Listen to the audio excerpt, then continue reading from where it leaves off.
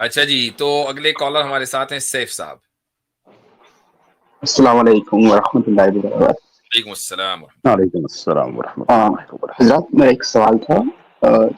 میں ویسٹرن راجستھان سے آتا ہوں اور میں نے تھوڑا ڈگ ڈاؤن کیا ہے. لائک جو میرے اینسسٹرس تھے انہوں نے اسلام قبول کرا تھا اراؤنڈ 200 ایئرس بیک.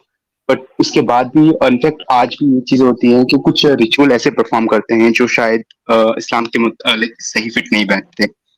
اور شاید یہ ہو سکتا ہے کہ ان کا علم لائک اتنا نہیں تھا بیکاز انہوں نے جو اسلام سیکھا نا وہ ایسے لوگوں سے سیکھا شاید جن کا اسلام ویک ہو یا لائک وہ تھوڑا کہہ سکتے ہیں کہ تھوڑا ان کا الگ تھا.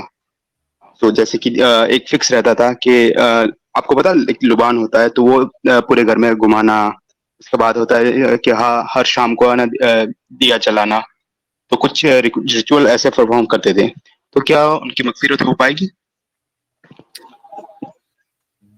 دیکھیں بھائی، مغفرت کا تعلق جو ہے یہ تو اللہ تعالیٰ کی ذات سے ہے. وہ جس ایک گناہ پاسبلٹی کو کیا ہے؟ چاہے، میں بتا رہا ہوں سن لیجئے، جس گناہ کو چاہے وہ بخش دے سوائے شرک کے.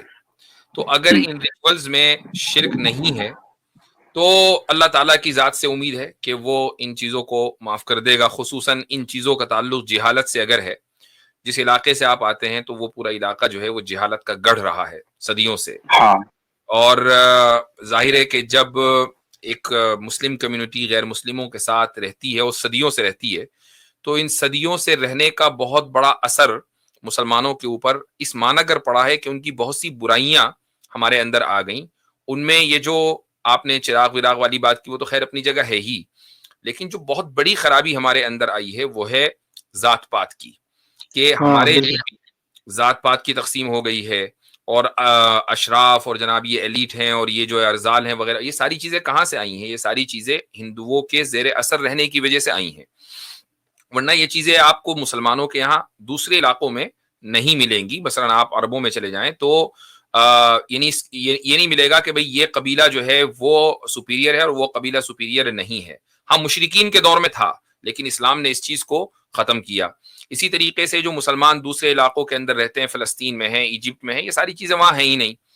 تو یہ ایک برائی ہے. تو اس طریقے سے جو برائیوں کا جن کا آپ حوالہ دے رہے ہیں یہ بھی برائیاں ہیں، رسوم ہیں، رواج ہیں، اور دوسری قوموں کے جو کہ شرکیہ قوم مشرکین ہیں ان کے رسوم و رواج ہیں. تو یقیناً اس کی برائی ہونے میں اور اس کے غلطی ہونے میں کوئی شبہ نہیں ہے. لیکن چونکہ یہ جہالت کی وجہ سے تھا اور ان لوگوں کو اس کا علم نہ ہو سکا، جہاں تک میں سمجھ رہا ہوں، تو ہم دعا ہی کر سکتے ہیں کہ اللہ تعالیٰ ان کو معاف کرے اور جو شکریہ. آپ صحیح بات پہنچائیے. ٹھیک ہے ان شاء اللہ. ٹھیک ہے، چلیں، شکریہ.